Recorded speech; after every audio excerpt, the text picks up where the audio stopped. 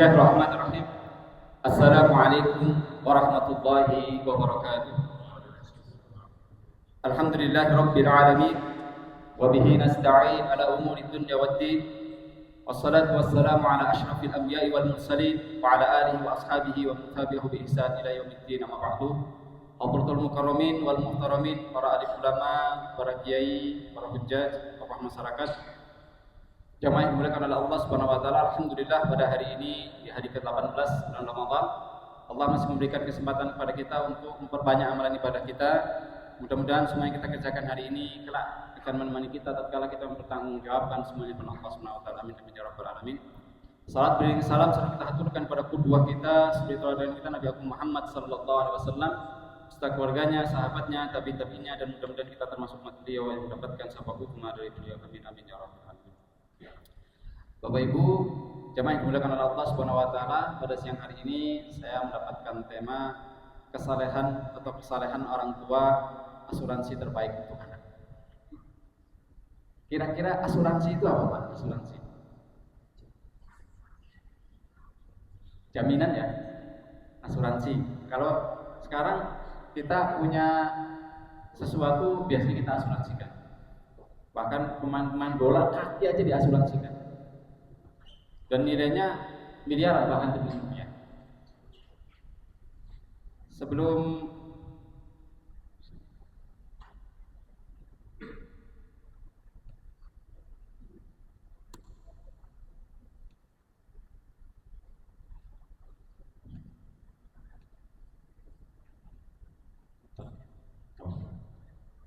sebenarnya ada video tapi nggak putar.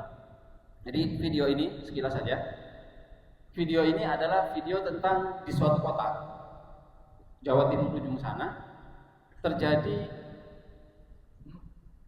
meminta di pengadilan agama, meminta nikah, pelajar meminta nikah, dan ini jumlahnya bukan puluhan, bahkan ratusan.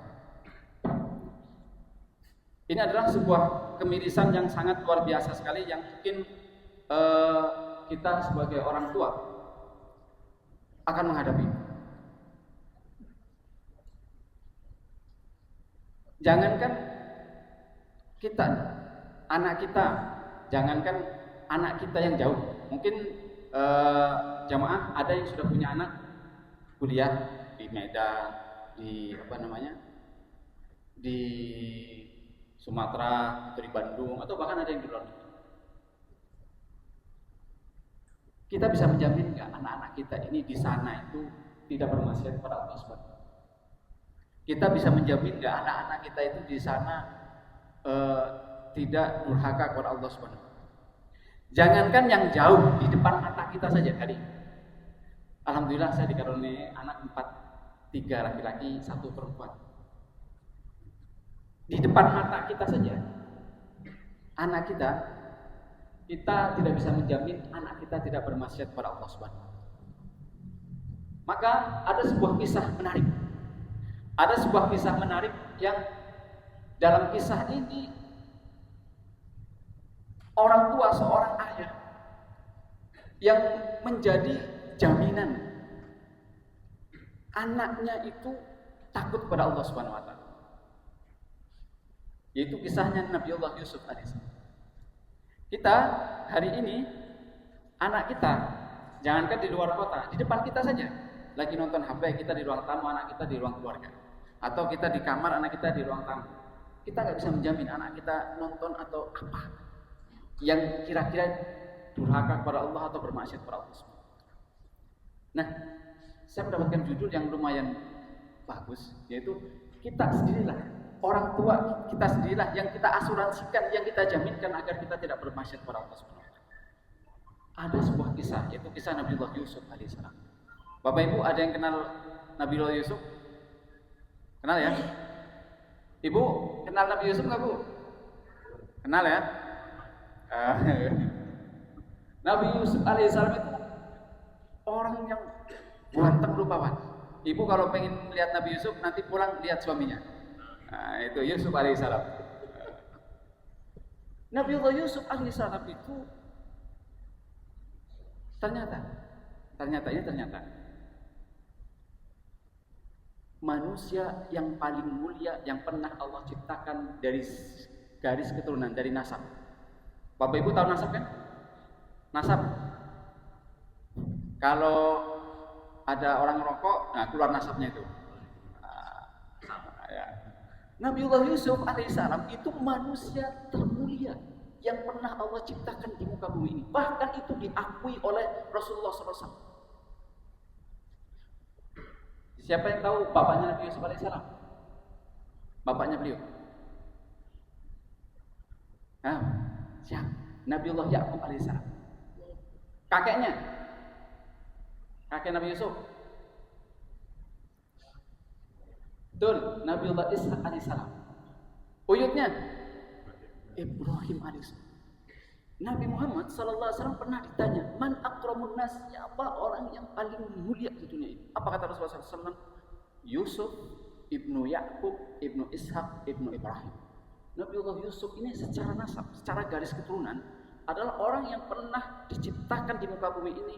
Dari secara garis keturunan adalah orang yang terbaik secara garis keturunan. Kalau bahasa kita darah biru lah. Darah biru keturunan Nabi beliau. Memang luar biasa. Nah, di dalam kisah Nabi Yusuf alaihissalam itu ada kisah pelajaran sedikit, sepenggal pelajaran yang sangat luar biasa. Kita kan selama ini kalau mendengar kisah Nabi Yusuf pasti terbersit seorang nabi yang ganteng, pinter, pernah dibuang oleh saudara-saudara dan lain-lain. Ternyata ada sebuah penggalan cerita yang di situ kita sebagai orang tua itu harus mempelajari ini, yaitu penggalan cerita antara Nabiullah Yusuf dan ayahnya Nabiullah Ya'qub alaihissalam. Kita loncat. Nah, kalau kita dari pelajaran Nabi Yusuf biasanya seorang anak yang dibuang oleh saudaranya dan lain. Nah, Allah Subhanahu wa taala satu-satunya surat Bapak Ibu di dalam Al-Qur'an itu kalau kita lihat siapa nabi yang paling banyak diceritakan di dalam Al-Qur'an? Siapa? Ishak. Belum. Musa alaihissalam. Yang kedua, Bapak Ibu, setelah Musa alaihissalam, Ibrahim alaihissalam. Dua nabi ini adalah dua yang paling banyak disebutkan di dalam Al-Qur'an. Musa alaihissalam di setiap surat, Ibrahim alaihissalam di banyak surat. Musa dan Ibrahim alaihissalam itu diceritakan sebelum lahir pun sudah diceritakan oleh Al-Qur'an. Nabiullah Musa sebelum lahir sudah diceritakan. Sampai beliau ketemu Fir'aun dan Qarun dan lain-lain. Ibrahim alaihissalam juga sebelum lahir sudah diceritakan. Sampai beliau ketemu yang lain. Sampai anak-anaknya diceritakan. Tapi Nabiullah Musa dan Nabiullah Ibrahim alaihissalam diceritakan oleh Al-Quran di surat yang berbeda-beda. Satu-satunya surat yang menerangkan tentang sosok satu orang adalah Yusuf alaihissalam. Dan diceritakan penuh dalam surat Yusuf. Dalam surat Yusuf. Nah, Allah sendiri mengatakan, "Nahnu naqussu 'alaika ahsanal qasas bima awhayna ilaika hadzal Qur'an wa in kunta min qablihi laminal ghafilin." Allah mengatakan, ini loh cerita yang luar biasa di dalam Al-Qur'an. Dan ternyata pendidikan terbaik, cara mengajar yang terbaik itu adalah dengan berkisah. Dan itu ternyata sudah terpatri dari kita kecil dan sudah dipakai oleh orang tua kita. Bahkan kita pun yang hari ini yang sudah tua, yang sudah 40-an, 50, 60 pun masih suka dengar cerita. Buktinya apa? Bapak Ibu kalau pulang nontonnya. Tapi sayangnya kita ini mencekoki atau memberikan cerita-cerita kepada anak-anak kita, cerita yang salah. Kita dari dulu waktu kita kecil yang hidup tahun 8, yang lahir tahun 80-an 90-an diceritakan tentang kancil nyolong timun. Kok diceritain kancil nyolong timun? Kancil dengan buaya. Tapi kita nggak berpikir dulu, kok kenapa kancilnya nggak dimakan buaya? Al-Quran menyuguhkan cerita yang luar biasa. Salah satunya adalah cerita Nabiullah Yusuf alaihissalam. Langsung loncat, ini.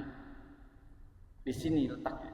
Nabiullah Yusuf alaihissalam itu setelah lahir dibesarkan oleh Nabiullah Ya'qub alaihissalam dengan kakak-kakaknya, terus beliau dibuang oleh kakak-kakaknya, kemudian di sumur ditemukan oleh kafilah, dijual di Mesir, dirawat oleh Aziz. Aziz itu salah satu menteri di Mesir.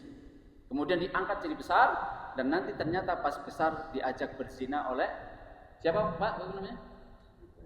Siapa? Zulaikha apa Siti Zulaikha?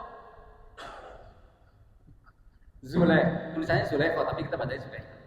Nah, Zulaikha apa Siti Zulaikha? Nah ini orang Arab itu nggak ada yang namanya Siti. Kita kan kalau ditanya siapa istri Nabi Muhammad, Siti Khadijah, gitu kan? Siapa istrinya lagi? Siti Aisyah. Siapa ibunya? Siti Aminah.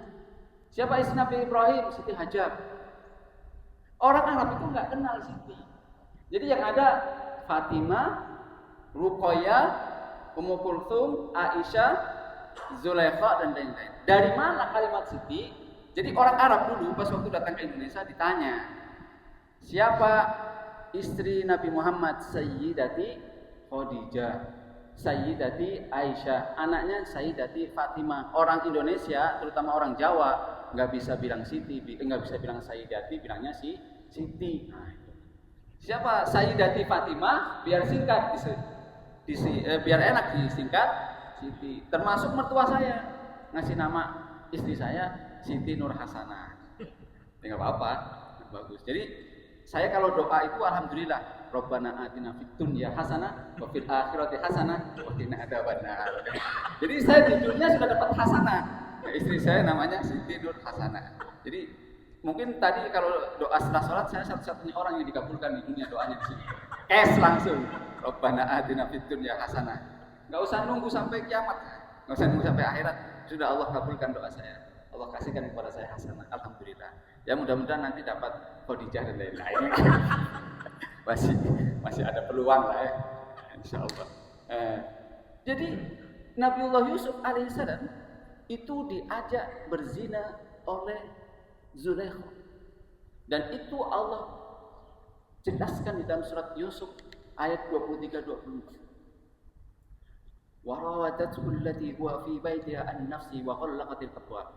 Dan wanita itu Zulaikha yang Yusuf tinggal di rumahnya menggoda Yusuf untuk menundukkan dirinya padanya dan dia menutup pintu-pintu seraya berkata, marilah ke sini. Yusuf berkata, aku berlindung pada Allah, sungguh Tuhanku telah melakukan aku dengan baik. Nah, kalimat yang titik poinnya pada pertemuan ini adalah walaqad hammat bihi wa hamma bihi. Zulaikha mau dengan Yusuf alaihissalam. Yusuf laki-laki normal. Ada kecenderungan ke sana. Tapi ada kalimat di sini laula an ra'a burhan rabbi. Andai kata Yusuf tidak melihat tanda-tanda kebesaran Rabb. Punten Bapak Ibu. Allah menjaga Nabi Allah Yusuf alaihissalam. Padahal maaf ya Ibu ya, mohon maaf. Zulaikha itu cakep. Kalau sekarang siapa artis Indonesia paling cakep sekarang? Pokoknya lewat semua. Zulaikha itu luar biasa. Dan itu pintu sudah ditutup semuanya sama Zulaikha. Zulaikha di ruangan itu, ya bahasa kita sudah ready lah. Sudah mungkin cuma pakai pakaian apa saja. Yusuf dipanggil. Dan Yusuf alaihissalam lari. Nah ini bahasa peradilan. Yusuf lari, terus ditarik oleh Zulaikha, yang sobek mana? Belakang. Nah, bahasa peradilan nanti di surat Yusuf dijelaskan, kalau yang sobek baju depannya berarti lakinya yang mau. Contoh nih, seorang laki mau memperkosa seorang perempuan, pastikan perempuannya menolak, berontak, mengoyak bajunya yang sang laki. Berarti yang terkoyak bagian depan, itu berarti yang salah lakinya. Tapi kalau yang terkoyak bagian belakang, berarti yang salah yang mau perempuannya. Yusuf lari ditarik, yang koyak, yang sobek itu bagian belakangnya. Itu bahasa peradilan. Dan itu Yusuf di pengadilan tidak dikatakan bersalah. Allah Subhanahu wa taala menjaga Nabi Allah Yusuf alaihissalam. Padahal pada hari itu, Yusuf alaihissalam seorang laki-laki ganteng, masih muda. Zulaikha perempuan cantik. Tidak ada orang yang melihat, cuma dalam kamar berdua. Budak buangan yang tidak dikenal. Yusuf alaihissalam itu seorang budak tidak dikenal. Punten, mohon maaf Bapak Ibu. Mohon maaf. Saya ya untuk ukuran teater daerah Serpong, ya lumayan punya nama lah. Alhamdulillah saya punya nama. Kalau nggak punya nama, tadi Ustadz manggil saya yang akan mengisi saudara kan. Ya alhamdulillah saya punya nama Hadi gitu kan. Nah, saya lumayan punya nama kalau di teater lah. Orang manggil saya Hadi, nggak ada yang manggil woi nggak ada.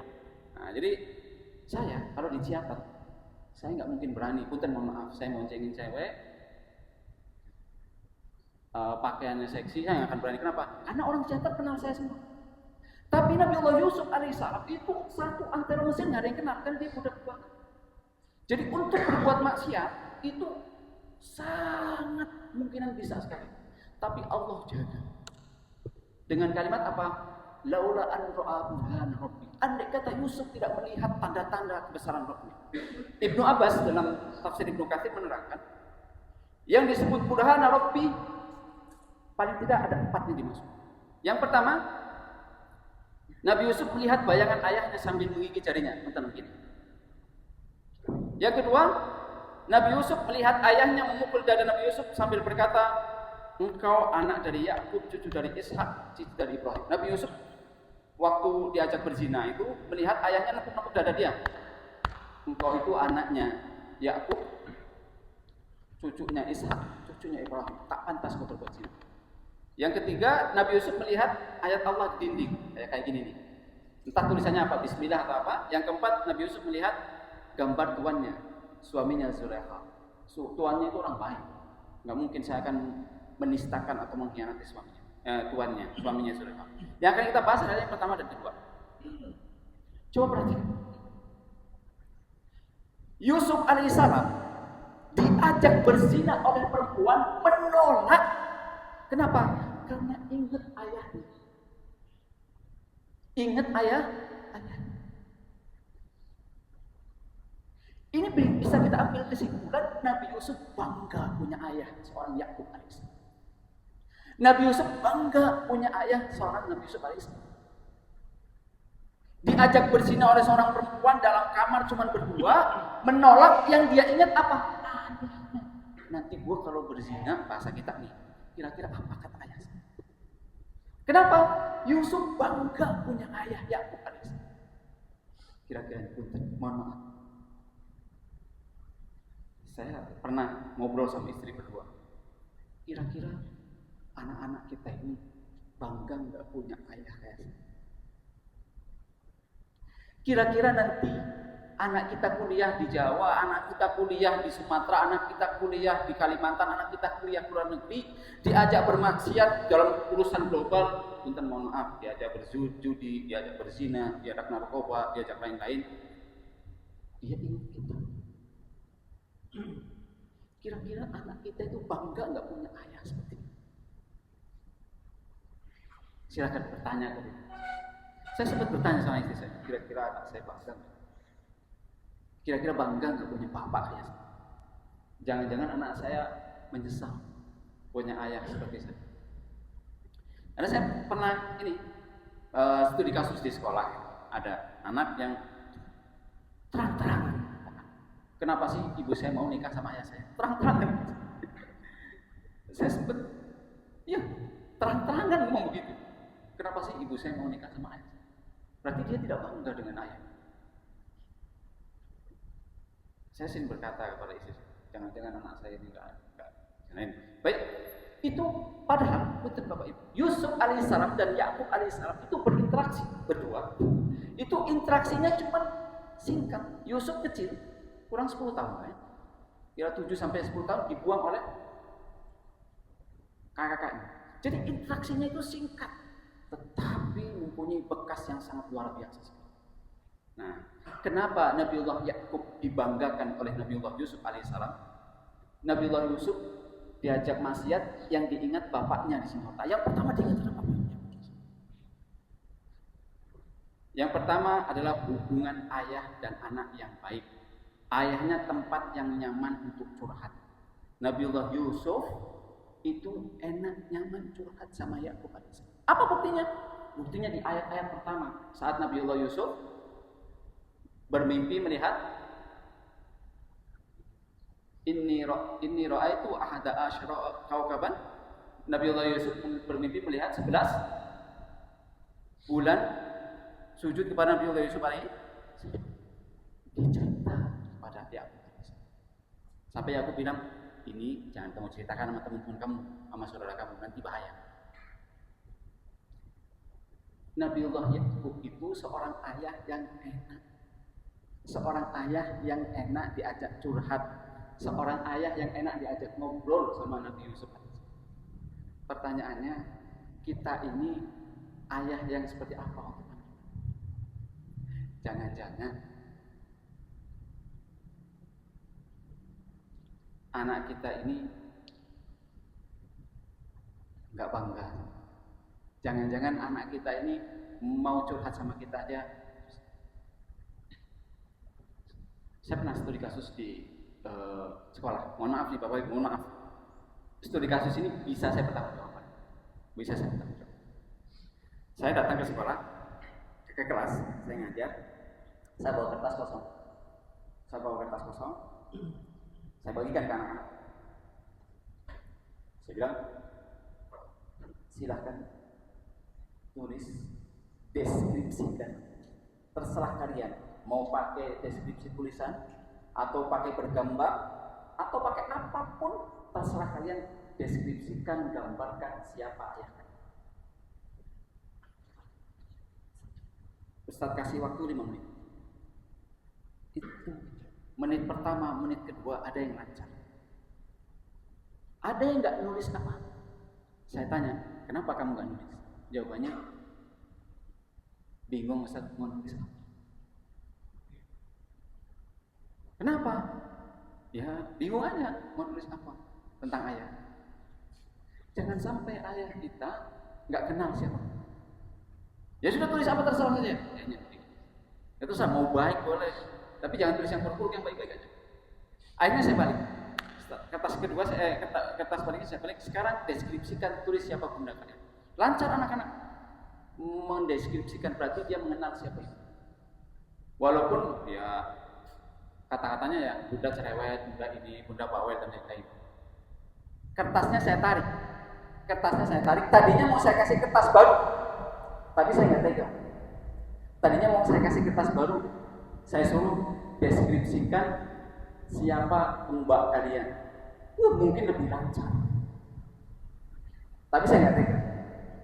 Mungkin lebih lancar. Saya dari pagi yang nyuapin mbaknya yang ini. Kalau kita ini orang tua yang diajarkan oleh Yakub alaihissalam itu, orang tua itu harus menjadi curhat pertama buat. Contoh. Anak perempuan kita sudah gede. Nah, terus saya baca. Saya di sekolah banyak. Kebetulan sebelum saya jadi kepala sekolah itu saya wakil kesiswaan yang ngurusin masalah-masalah siswa. Banyak kita temukan anak-anak bermasalah. Kita tanya, orang tua kamu sudah? Malas ngobrol sama bunda. Ayah? Ya ayah pernah. Berangkat pagi, pulang sore, diajak ngobrol bilangnya capek, diajak ngobrol bilangnya ini, diajak ngobrol apalagi bunda kamu sama ayahku nggak tahu permasalahan, enggak. Dan saya minta bapak jangan berisik. Kami pernah ngobrol sama istri. Kalau sampai anak kita,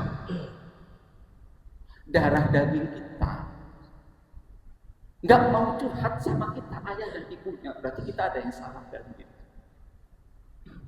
Kok bisa orang tua anaknya nggak mau curhat sama bapak dan ibunya, berarti ada yang salah dengan kita.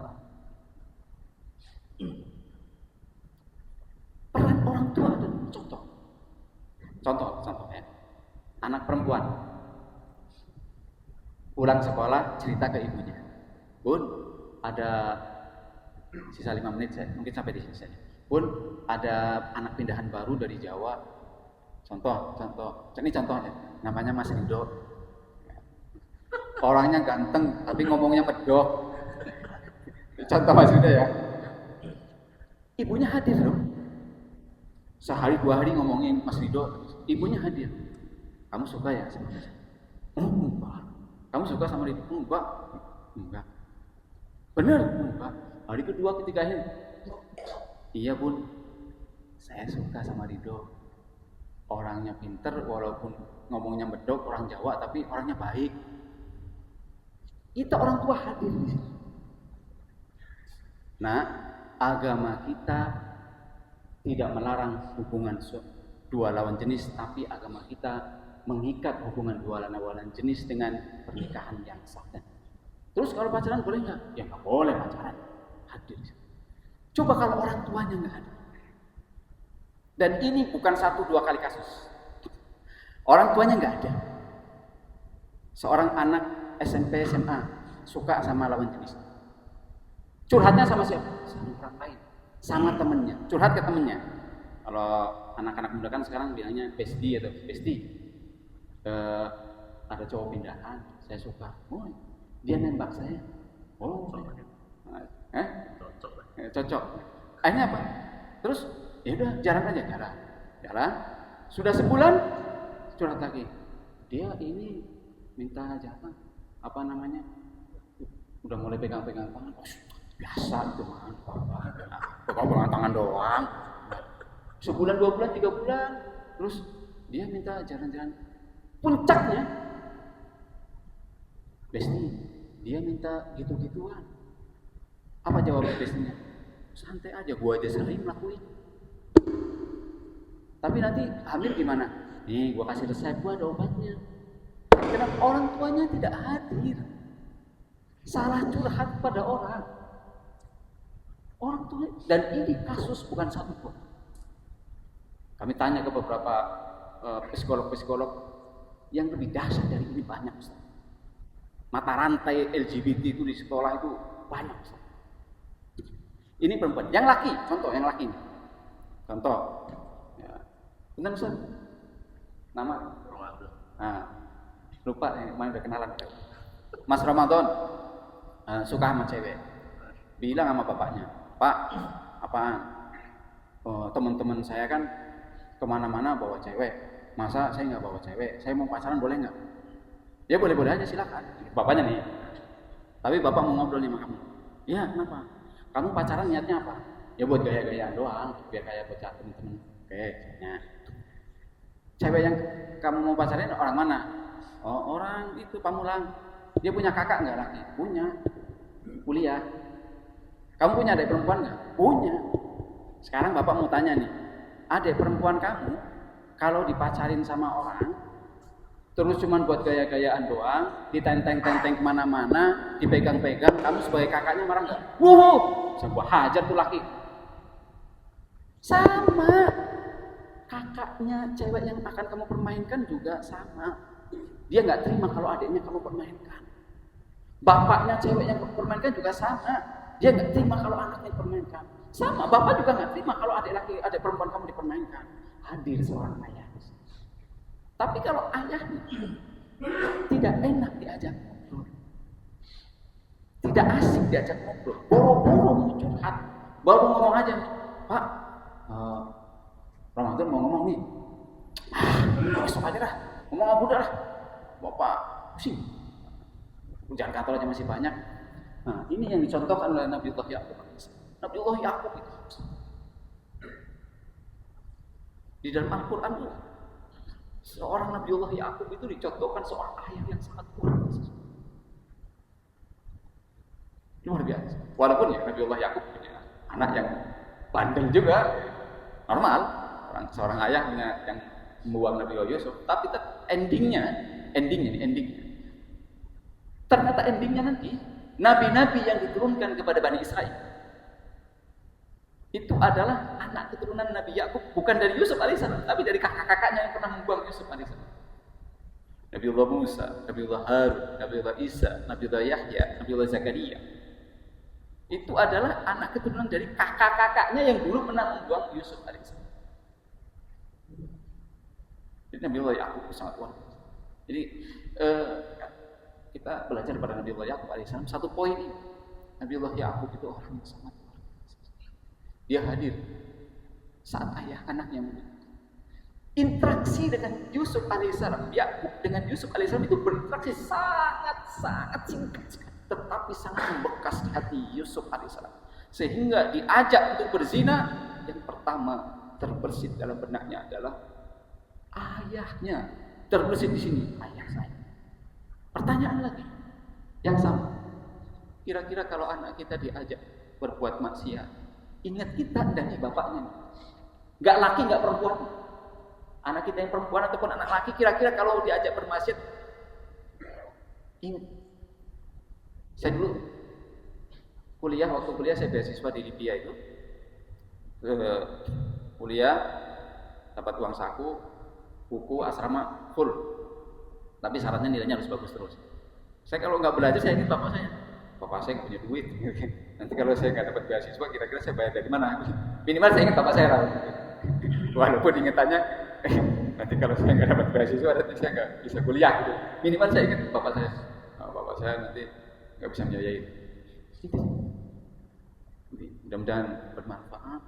Jadi kita belajar dari Nabiullah Yakub dan Nabiullah Yusuf alaihissalam. Nabiullah Yakub itu adalah seorang ayah yang sangat luar biasa. Sudah tepat jam 13.00. Mudah-mudahan Allah menjadikan anak-anak kita anak keturunan yang saleh dan salehah. Mudah-mudahan Allah menjaga anak keturunan kita. Allah jadikan anak-anak keturunan kita anak yang saleh dan salehah. Allah jaga semuanya. Ala hadhihi niyatin salihah wa qulubin salihah. Al-Fatihah.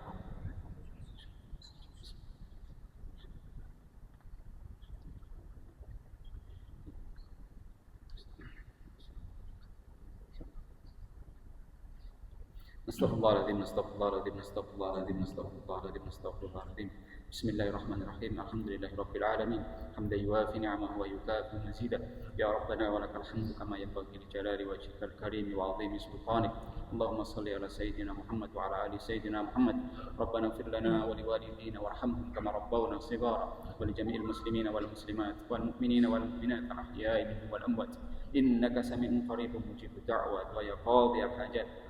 ربنا هب لنا من أزواجنا وذرياتنا قرة أعين واجعلنا للمتقين إماما ربنا هب لنا من أزواجنا وذرياتنا قرة أعين واجعلنا للمتقين إماما ربنا هب لنا من أزواجنا وذرياتنا قرة أعين واجعلنا للمتقين إماما ربنا آتنا في الدنيا حسنة وفي الآخرة حسنة وقنا عذاب النار وصلى الله على سيدنا محمد وعلى آله وصحبه وسلم سبحان ربك رب العزة عما يصفون وسلام على المرسلين والحمد لله رب العالمين. Kita beristighfar 3 kali dan kita tutup dengan kafaratul majlis. Astaghfirullahaladzim. Subhanakallahumma bihamdika asyhadu an la ilaha illa anta astaghfiruka wa atubu ilaik. Assalamualaikum warahmatullahi wabarakatuh.